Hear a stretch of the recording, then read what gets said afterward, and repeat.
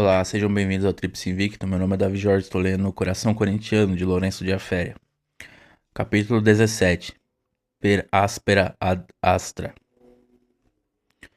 Se quisesse, o Corinthians poderia, mais que qualquer outro clube, colocar em seu distintivo essa frase latina, per aspera ad astra, para resumir sua vida e suas conquistas. Clube que não se atemoriza diante dos desafios e das dificuldades. Clube cuja fibra, paixão, sentido de resistência foram acrisolados, postos à prova nas mais duras circunstâncias. Per aspera ad astra. O Corinthians aprendeu a chegar às estrelas pelos caminhos da árdua luta. 1912. A sede do clube é uma saleta despojada, pequena mesa para reuniões, uma dúzia de cadeiras, o armário envidraçado onde permanecem o livro de atas e as cópias dos ofícios dos clubes da várzea desafiados todas as semanas. Numa prateleira rústica repousam pequenos canecos, um ou outro troféu oxidado. A mesa de ping-pong se sustenta em 3 cavaletes.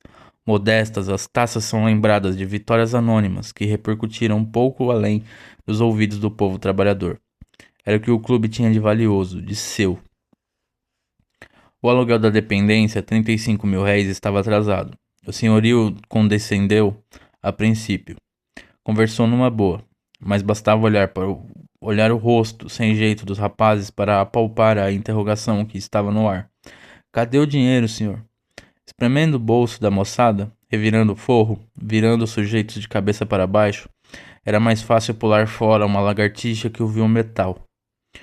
Precatado, já cismando o pior, o dono da salinha com toalete pôs as barbas de molho na bacia da prudência e avisou com voz dura: ou acertam o aluguel ou tranco tudo.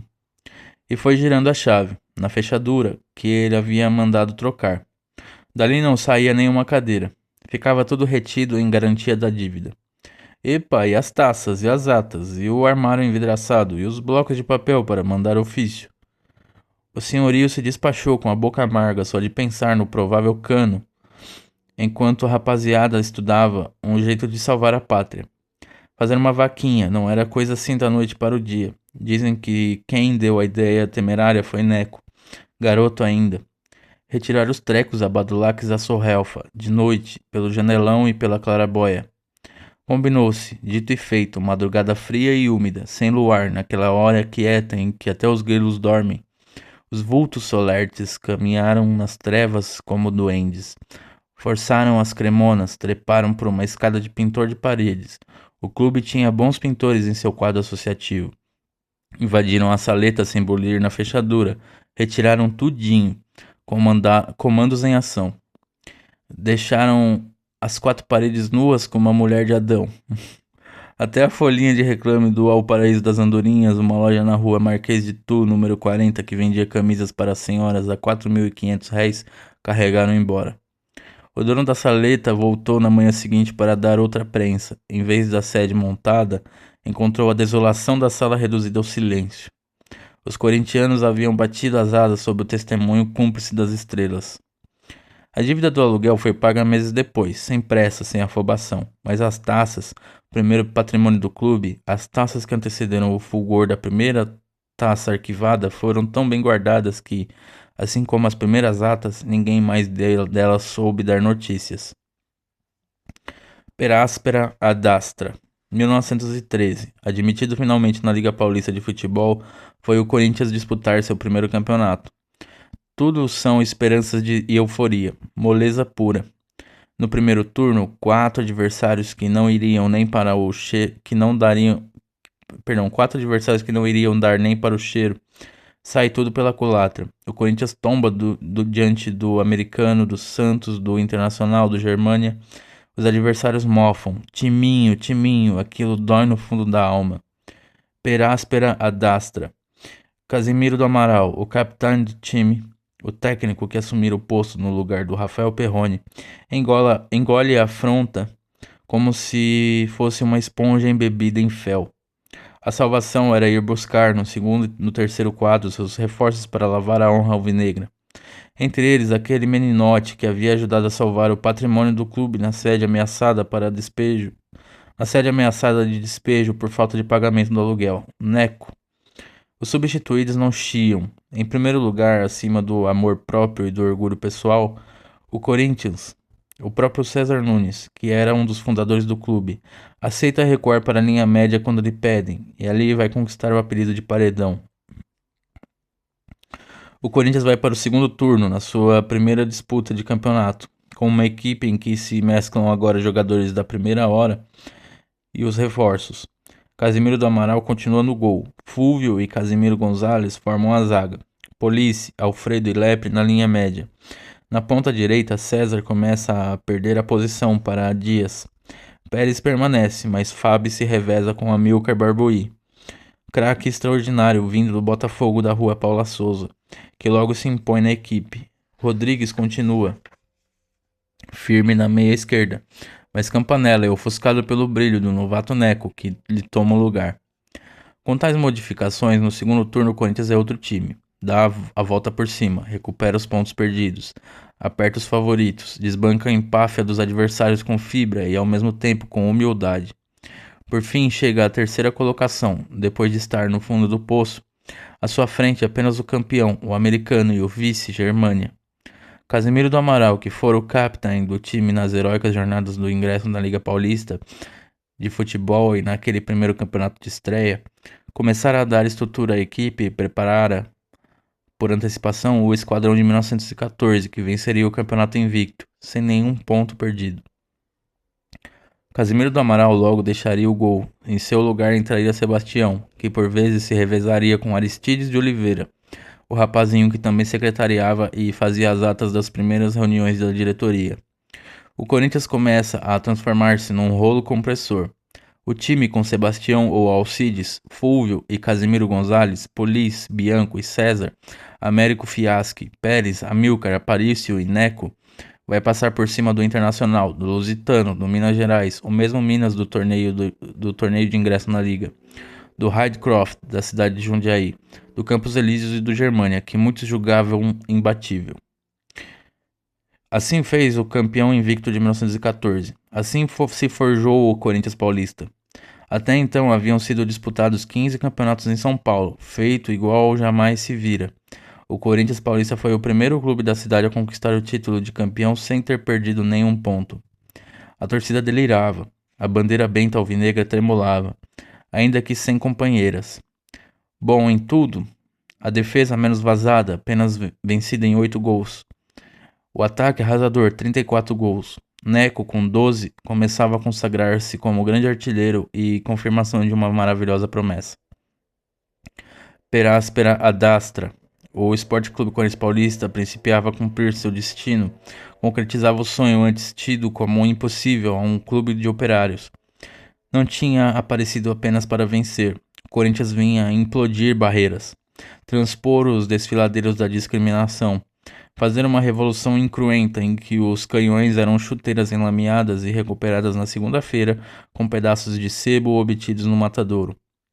Na história do futebol do Brasil, Tomás Mazzoni, pesquisador sério e incansável que unia sua paixão palestrina ao respeito rigoroso à verdade dos fatos, reconhece de forma definitiva como o Corinthians pela primeira vez era admitido no Campeonato de São Paulo, um clube tipicamente de bairro de rapazes operários. Foi esse o marco inicial da democratização do futebol paulista, tornando o esporte do povo e para o povo. Mais que isso, o Corinthians trouxe para cima, para o futebol oficial, rapazes dos chamados pequenos clubes de bairros, da várzea, impondo um novo estilo, mais arrojo, mais malícia e um outro espírito de combatividade.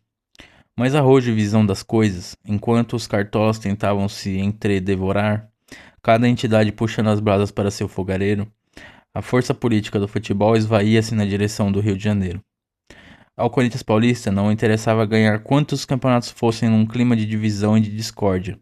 Não podia haver dois futebols, o dos ricos e o dos pobres, um para cá, outro para lá. O trato com a bola, a deferência para com essa dama ilustre, é que devia regular o título de campeão. A Associação Paulista de Esportes Atléticos estava de ouro gordo no Corinthians, louquinha para conquistá-lo. O clube tinha jogo, tinha torcida, tinha craques, dava espetáculo, independente de sol ou chuva. Quando o Corinthians jogava, a cidade amanhecia bem-humorada.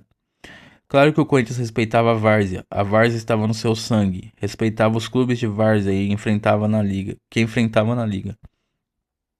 Mas o perfume da glória e do sucesso se evolava dos lados do velódromo, dos lados da Rua da Consolação. A Associação Paulista de Esportes Atléticos tinha uma imagem de entidade mais organizada. Aos poucos conseguia impor-se, ainda que a Liga Paulista de Futebol fosse muito mais antiga. A ideia de o Corinthians Paulista filiar-se à PA não obtinha apoio unânime. A mentalidade dos dirigentes também começava a sofrer determinadas influências. Alexandre Magnani, o homem do Tilbury, que conduzira o clube com os mesmos cuidados com que acionava as rédeas do seu veículo, percebia que as coisas iam mudar, estavam mudando. As aspirações de ser um grande entre os grandes exigiam tudo, fazia crer a tomada de novos caminhos.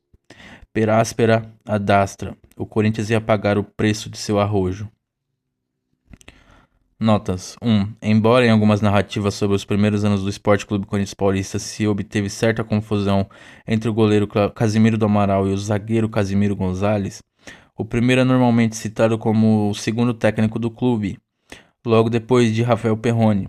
Parece não haver dúvida de que, apesar da passagem relativamente rápida como jogador da agremiação, Casimiro do Amaral, capitão da equipe, e no torneio de ingresso na Liga e na disputa do primeiro campeonato, em 1913, merece e deve ser citado como elemento importantíssimo na estruturação da equipe, sendo a ele atribuída a convocação de Neco do segundo quadro para o primeiro.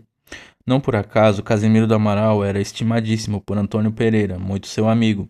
Pereira dá Casimiro do Amaral como sendo português, conforme consta no suplemento Corinthians da Folha de São Paulo de 18 de dezembro de 1974. Mas Leopoldo Santana diz que Casimiro do Amaral era brasileiro ou português talvez, mas um dos primeiros grandes craques corintianos sem dúvida. 2. Depois do ingresso do Corinthians Paulista na Liga Paulista de Futebol, abriu-se caminho para outros clubes varzianos, como era o caso do Campos Elíseos e do Lusitano. Esse se chamou inicialmente Aliança, e foi o primeiro clube a sagrar-se campeão da Várzea de São Paulo. Essa invasão varziana na liga horrorizava alguns puristas do futebol, que se apegavam mais e mais à Associação Paulista de Esportes Atléticos. A liga popularizava-se em demasia, diziam-se esses críticos. A Associação Paulista de Esportes Atléticos começara com apenas 3 clubes: o Paulistano, a Associação Atlética das Palmeiras e o Mackenzie. Depois a ela se filiaram o Ipiranga, que logo voltou à liga e reunia rapazes comerciários, o que já era considerado uma concessão não bem vista pelos demais clubes da elite. E o Scottish Wanderers. A divisão entre o futebol popular e o futebol de elite era bastante nítida. No Velódromo, o campeonato tinha menos clubes, mas as rendas eram bem maiores que no campeonato que se realizava no Parque Antártica. E sem rendas, os clubes bracejavam contra a maré. No campeonato da Liga Paulista de Futebol, o Corinthians começava a superar todos os demais adversários em público e em renda. O clube dos operários principiava a impor-se como um grande entre os pequenos. Então a Associação Paulista de Esportes Atléticos achou que estava na hora de ceder em seus fúteis preconceitos e o Corinthians só valorizava o campeonato da entidade. E o Corinthians queria mesmo, a partir de então, acertar as contas com o Paulistano, a Associação Atlética das Palmeiras e o Mackenzie. O clube dos operários tinha descoberto sua força e nada mais o seguraria.